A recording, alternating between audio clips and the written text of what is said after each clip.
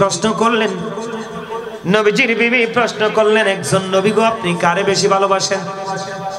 কি আমার নবীর তো একাধিক বিবি ছিল। কি ছিল? একাধিক বিবি ছিল। এখন আমার নবী মুখে বলল না, একজনকে খেজুর দিলেন। তোমার যে খেজুর দিছি ওই যেন না জানে, তোমার যে খেজুর দিয়েছি ও যেন না জানে। আরেকজনকে বললেন, তোমার যে খেজুর দিছি ও যেন না জানে। বন্ধু, কেমন প্রেম আমার নবী শিখিয়েছে, কেমন নবী পাইছে রে। ও বন্ধু, একজন খেজুর খাইয়া বিচি ফালাইতে আরেকজন দেখে ফেললো, বুবু কি ফালাইছো? খেজুরের বিচি কে দিয়েছে? নবী মুহাম্মদ। সুবহানাল্লাহ। তোমার কাছে কি দেখো খেজুরের বিচি, এটা কে দিছে? কই আমার প্রাণের নবী, আমার প্রাণের স্বামী, আমার প্রাণের নবী দিয়েছে। এবার তোমারটা কি? কই খেজুরের বিচি কে দিয়েছে? কয় প্রাণের নবী। বন্ধু, সবাইকে সমান দিল রে, কাউকে 19-20 করলো না। তোমাদের যদি বিয়ে করা যুবক দুইটা, পরেরটারে বিয়ে করলে আগেরটার কোনো খবর রাখো না। তুমি কখনোই আমার নবীর সঠিক সাচ্চা মুমিন উম্মত হইতে পারো না। মনে রাখো, যে দুইটা বিয়ে করলা, তিনটা বিয়ে করলা, চারটা পর্যন্ত করতে পারবা কয়টা? তুমি একটা বিয়ের পরে ভালো লাগে না, আর একটা বিয়ে করে ফেলো, কিন্তু পরকিয়া তুমি করিও না। অবৈধ ফিজিক্যাল সম্পর্ক তুমি গড়ে তোলো না, তোমার ঠিকানা হবে বন্ধু জাহান্নাম। দেখেন আমার নবীজির জীবনী, আমার নবীজির শিক্ষাটা কেমন। আমার দিকে তাকান। যেই বিবি, যেই স্বামী দুই বিবিকে সমানভাবে দেহ এবং অর্থ সব কিছুর ভাগ সমান দেবে না, তাকে কাল হাসরের ময়দানে অর্ধাংশ কুজু করে তোলা হবে। জোরে জোরে কন্যা নাউজুবিল্লাহ। বুঝতে পারছেন নি কিছু? বুঝছেন? এবার আসেন বন্ধু, আমাদের দেশে অনেক স্বামী আছে পয়সাওয়ালা, গুন্ডামি করে বিবির সাথে। কার সাথে? বিবির সাথে গুন্ডামি করে, আছে না নাই? এদেরকে বলা হয় বন্ধু ক্যারেক্টারলেস হাজবেন্ড। মা কথা কয় না কি? যেটা আরে নারীদের মতো অসহায় কি আছে দুনিয়াত কেউ? হ্যাঁ, বাবার ঘরে বড় হয়েছে, তিনটা কথা কইয়া তোমার লগে সারা জীবনের জন্য চলে আসলো। শুধু তুমি স্বামীকে আপন করে নিল, সবাইকে পর করে দিল, তুমি তার কলিজায় কেমনে আগুন জ্বালাও? কথা কয় না? গুরুত্বপূর্ণ একটা জায়গা আমি তুলে ধরতেছি বন্ধু। স্বামীর ক্ষমতা আছে, তৌফিক আছে, কিন্তু বিবির মোহরানা দিলা না। কি দিলা না? আপনাদেরকে বলে যাই, একবারে যদি না পারেন, বিবি যদি বলে স্বামী গো তোমার তো কষ্ট হয়, আমার মোহরানা লাগবে না, আপনি বলবেন মইরা যাইব। বেশি থাকলে দিল মারা যাবে। সময় মতো বিবিকে সময় দিতে হবে, সময় মতো বিবির চাহিদা পূরণ করতে হবে। আবার বিবি ও স্বামীকে এমন ভাবে মূল্যায়ন করতে হবে। আমার নবীজি বলেছে, যদি তোমার মহিলাদেরকে বলেছে, তোমাদের চুলার উপর যদি দুধ বসানো থাকে, কি কথা কয় না? হাদিসে দুধের কথা আসছে। কিসের কথা? দুধের কথা কেন আসছে জানেন? কারণ সবচেয়ে রিক্সের রান্না হলো দুধ। দুধ রান্না করছেন নি? আমি আমার মায়ের সাথে অনেক দুধ রাঁধছি। আমার এই ইয়া আছে, আমার মায়ের সাথে এমন কোনো কাজ নাই, আমি আমার মারে পাটায় বাইটটা বত্তা পর্যন্ত খাওয়াইছি। মা যখন অসুস্থ হয়ে যেত, মার পছন্দের জিনিস নিজের হাতে পাটায় বাটতাম, বেটে বত্তা বানাই আমার মারে খাওয়াইছি আমি নিজে। সুবহানাল্লাহ বলবেন না? এখনকার ছেলেরা তো ফুতা কেমনে ধরে এটাই জানবে না, ঠিক না? শিল পাঠা কিভাবে ঘষাঘষি করাতে হয় এটাই বোঝে না, কারণ মার প্রতি মায়া নাই। কারণ আমরা বোন ছিলাম, আমার কোনো বোন ছিল না, পরে আমার বোন হয়েছে। তা আমার মা একা একা সব সামলাতে পারতো না, আমি মাকে সবচেয়ে বেশি সময় দিয়েছি।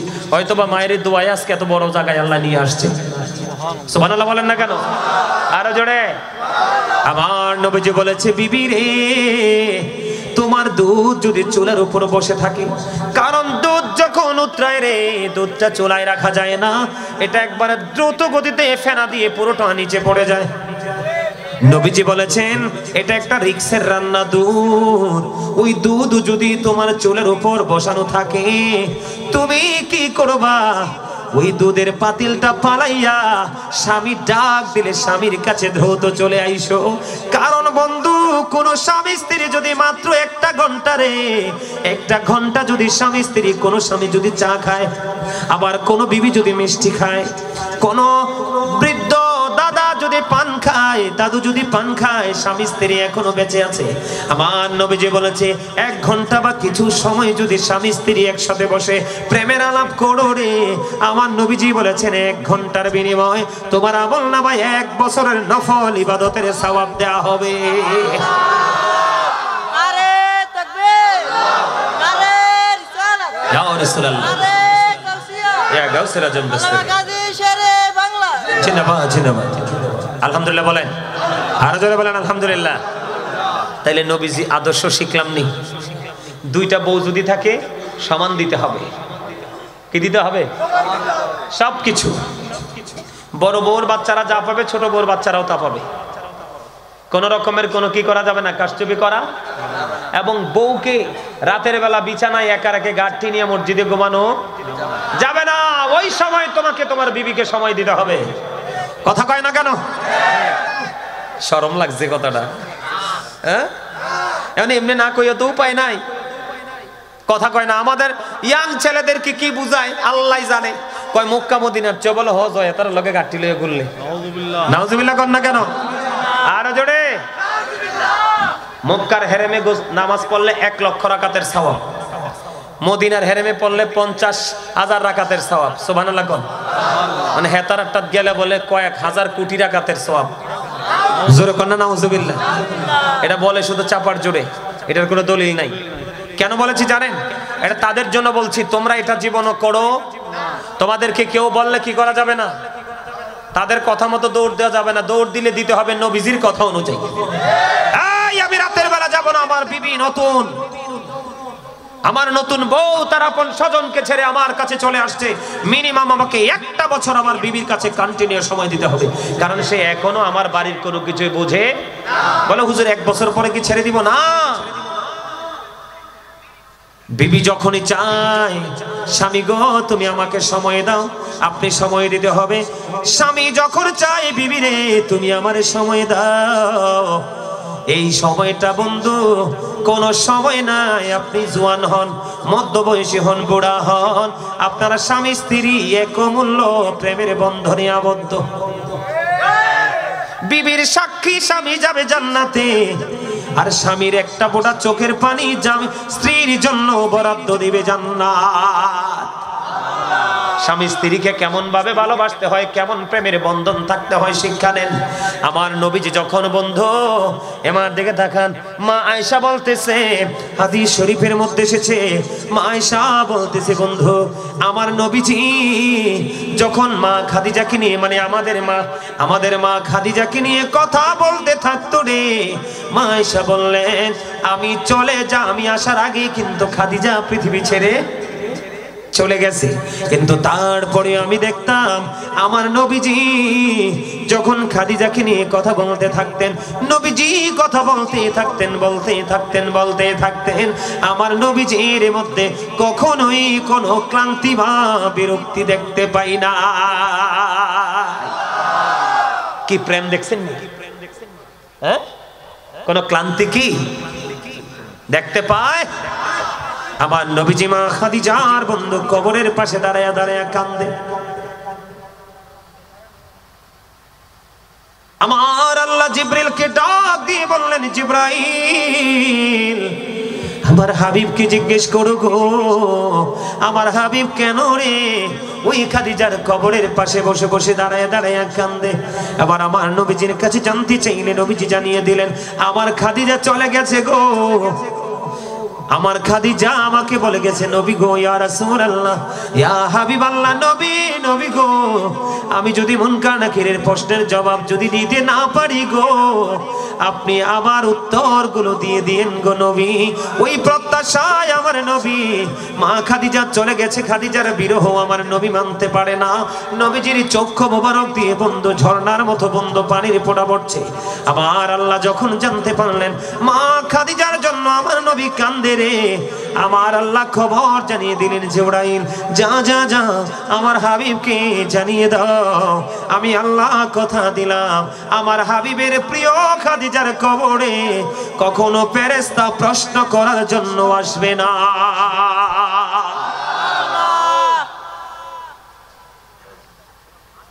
আমার নবীর জীবনীতে কি আছে সব এখানে কি এই মুরব্বী এখানে কানে কানে কি এর কথা ওইলে আইয়া বইয়েন না ইলে সাইডে যাইয়া কথা শেষ করেন। আমি এটা একদম পছন্দ করি না জানেন আমাদের দেশটা নষ্ট হয়ে গেছে মসজিদে গেলে ইমাম সাহেব বক্তব্য দেয় আর মানুষ যার যার মতো কথা বলে আর আমার কাজ হলো আমার শ্রোতাদেরকে যতক্ষণ আমি আমার মতো করে কন্ট্রোলিং আনতে না পারবো আমি ওয়াজ করব না কারণ আমি ওয়াজ করে লাভ কি তার ব্রেইনে তো ঢুকবে না আর ব্রেইনে ঢুকে না বলেই আজকে নামাজ পড়ার পরে মাহফিল এত হওয়ার পরে মানুষের হেদায়েত নাই কারণ আপনার তো আসল তো বডি না আপনার আসল তো হলো অন্তর আপনার অন্তরে ঢুকতে হবে ব্রেইনে সেটিং দিতে হবে তাইলে না হইলো ওয়াজ তাইলে না হলেন আপনি জান্নাতের বাগানের মেহমান।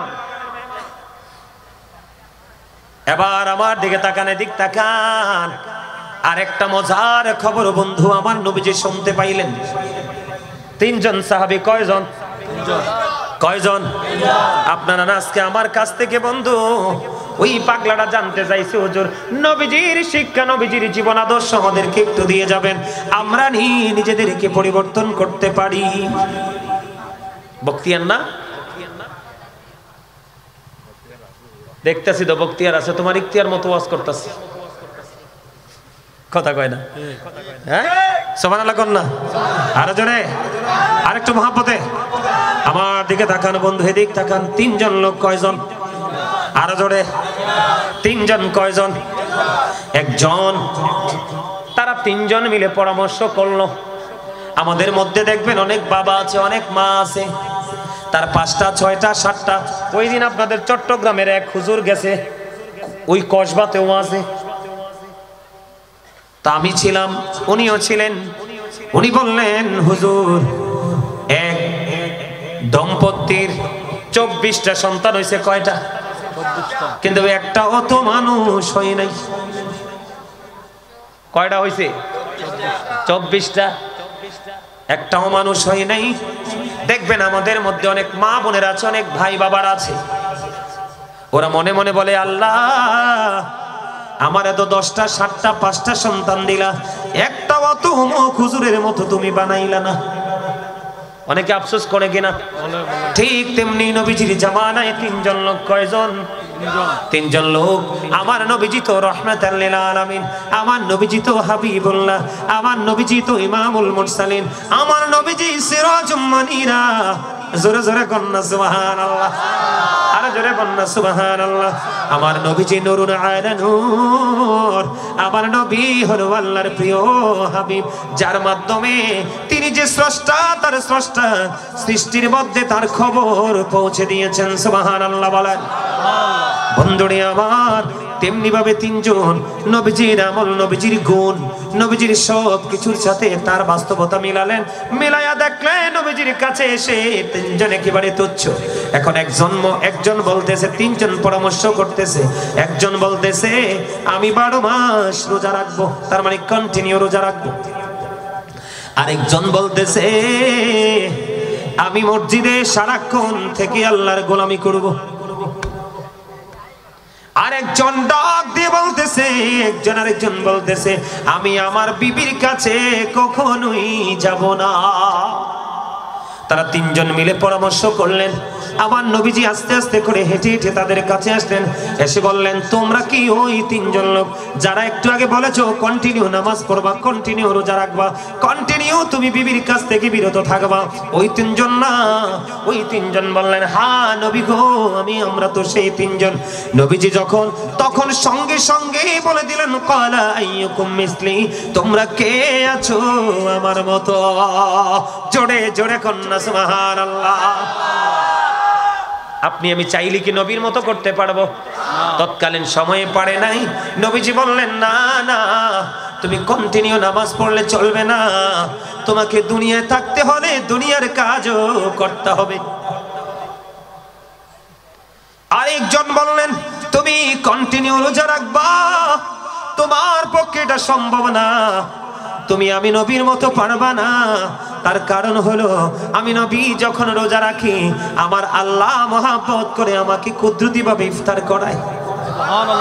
কিন্তু তোমার নসিবে তো এটা নাই, তোমাকে সিস্টেম মতো আগাইতে হবে। সুবহানাল্লাহ বলেন না কেন? কি মতো? আপনাকে সাহারি খাইতে ইফতারি করতে হবে, ঠিক না ঠিক? একটা এক্সাম্পল যদি দেই আমি আপনাকে, কি কথা বলে না, একটা এক্সাম্পল যদি দেই আপনাদেরকে, খেয়াল করেন। যদিও এটা চলতেছে বন্ধু রজব মাস, এক্সাম্পলটা দিব আমি মুহররম মাস থেকে। এদিকে তাকান, একজন ব্যক্তি কি হয়ে গেল, ইহুদিদের কাছে বন্ধু তিনি বন্দী ছিলেন। কি ছিলেন? খেয়াল করেন, খেয়াল করেন, ইহুদিদের কাছে বন্দী ছিলেন। যখন তিনি মুহররম মাস আসলো, আশুরার মাস আসলো, মুহররমের 10 তারিখ কিন্তু অত্যন্ত ফজিলতের একটা মাস, দিন। ওই লোকটা ইহুদিদের কাছে বন্দী, ওই লোকটা আল্লাহর কাছে বললেন, আল্লাহ গো, তুমি যদি আমাকে এই ইহুদিদের কাছ থেকে মুক্তি দাও, আমি এই মুহররম মাসের 10 তারিখে আমি একটা রোজা রাখবো। কি আমারে কিছু বলবেন? ওয়াজ নিয়ে কিছু বলবেন?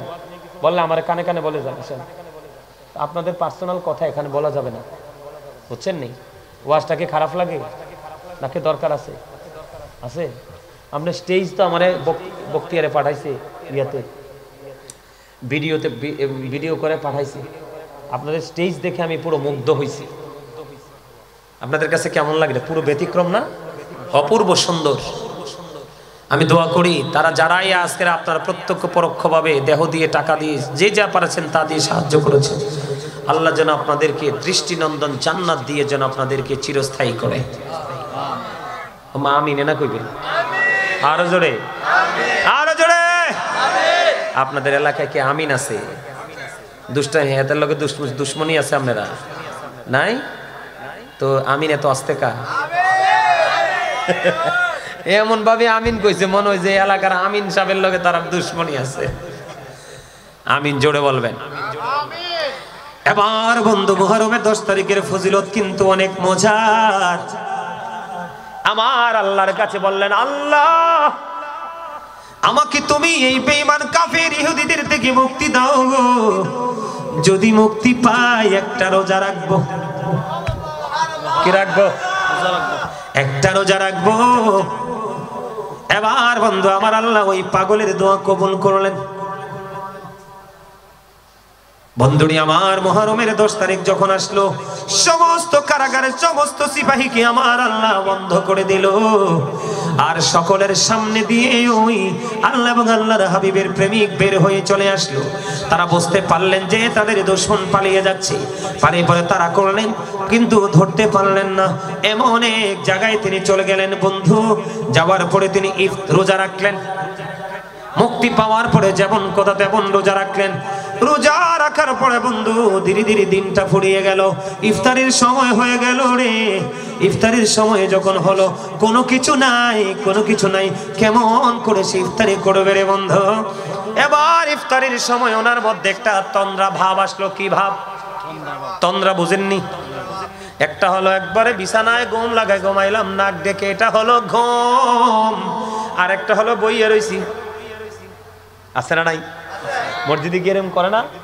আবার এদিক ফিরে বসে রয়েছে, এরকম করে। ঘুম ঘুম ভাব আছে না নাই?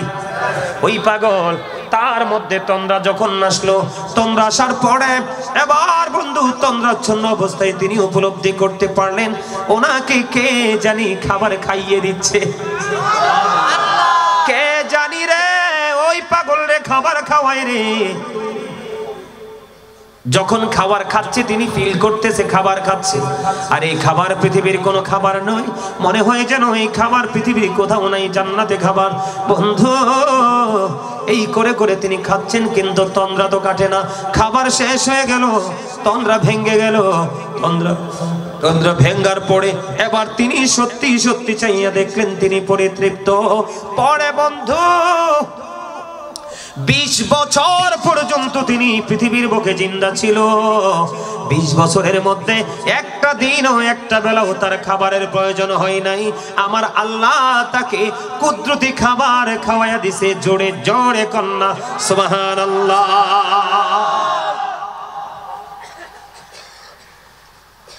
ওই রকম আশিক যদি হয় তাইলে হচ্ছে একটা আলাদা কথা, ঠিক না ঠিক? আবার নবীজি বলেছেন না না না, কন্টিনিউ রোজা রাখা যাবে না, তোমাকে ইফতারি করতে হবে, সেহরিও খাইতে হবে।